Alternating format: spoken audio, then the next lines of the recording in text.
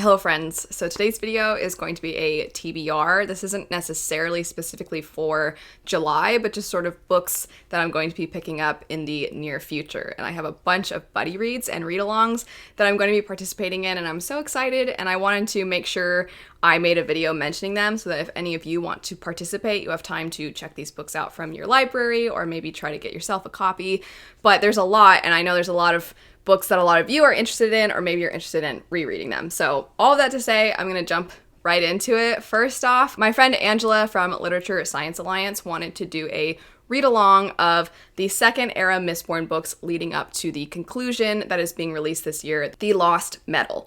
And so I'm going to be participating along with Roger from Roger Reads, Jess Owens, Michael Nip, and then of course Angela. And she will hopefully have some reading sprints, some live shows, those sorts of things. But Roger and I were starting to feel nostalgic for Era 1. And so he and I have decided that we're going to read Era 1 first before jumping into Era 2.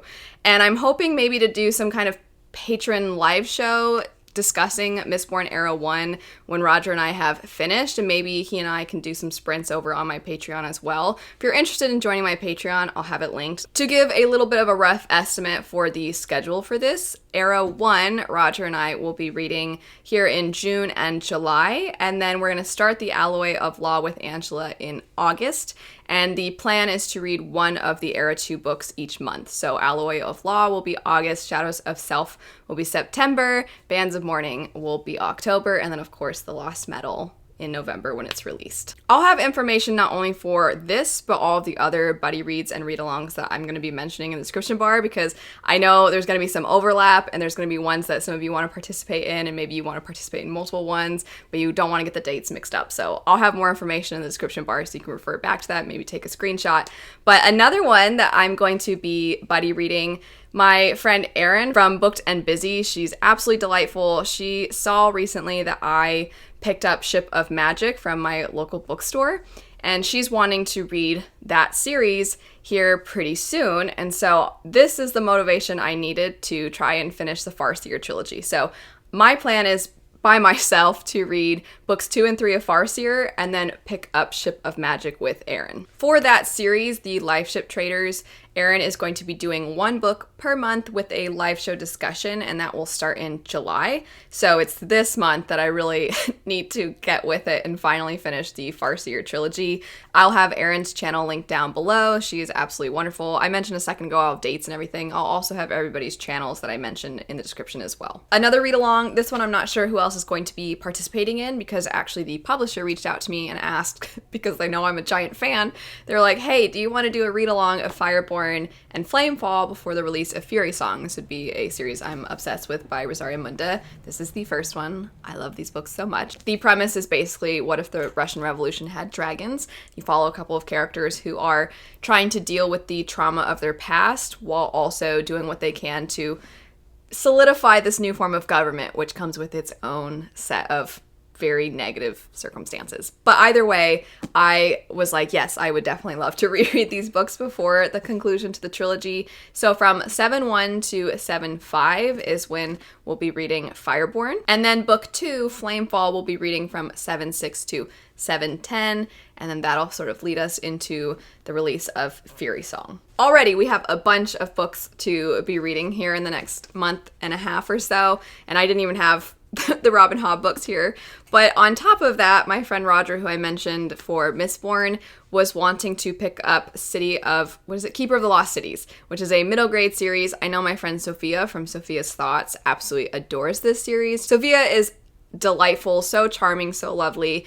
I know that they're a big fan, and Roger was wanting, I think, to do a reread of the series. So I'm at the very least going to be picking up book 1. I've heard really fantastic things. I'm trying to get a little bit more into middle grade. It's not the age range I tend to gravitate toward, but I'm definitely really interested in this one. I've heard essentially nothing but amazing things. So Jess and Angela, I mentioned them with Era 2 of Mistborn. They have been doing nonfiction read-alongs, and they sort of pushed back some of their reading from before. So they have some nonfiction books that have to do with Eastern Europe and the history of that area, as well as just more of an understanding of the politics there. I did bring this one up in a previous TBR, but because they pushed it back, I wanted to mention it again. And then one more. I believe there's only one more buddy read, and that would be for Liar's Knot. This is the sequel to Mask of Mirrors, and my friend Joanna has been wanting to pick this one up. There was some back and forth as the best opportunity to pick this one up, and our schedules just kept not matching. And so we finally are planning to pick this one up here in the latter half of June. And I'm so excited because the first book in this series there's a lot to take in. It's kind of this Venetian setting. We follow a con artist as well as some other perspectives. The city itself definitely feels like its own character, and there's multiple magic systems. And because there's so much to it, and because I enjoyed it, I want to try to get to book 2 before I wait too long, because then I'm going to start to forget stuff, and I don't want to forget stuff. I already know that I'm going to have to refresh myself on that first book, because there's a lot of fantasy names.